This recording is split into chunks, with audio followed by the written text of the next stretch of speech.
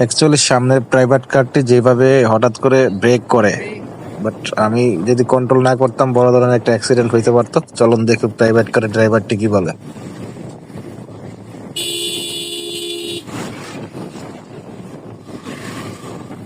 এই ভাই, এইভাবে গাড়িটা ব্রেক করলেন কেন?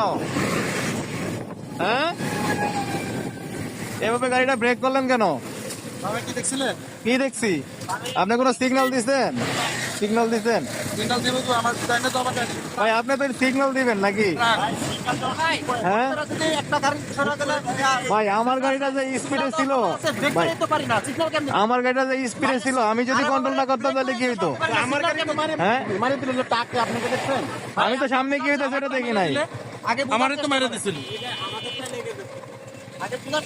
ভাই আমি বুঝছি, বুঝেন হাইওয়ে রুট রুট কিন্তু সবারই 80 উপরে টান।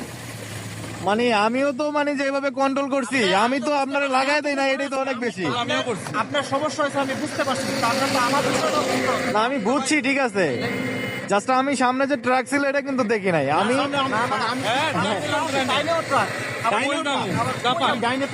মানে আল্লাহ হয়তো বা সেভ করছে, হয়তো বা মন ক্যামেরা দেখতে পারবো। আল্লাহ হেল্প করছে। হ্যাঁ, নিজেরাই আমরা একটু সাবধানে চালায়েন ভাই।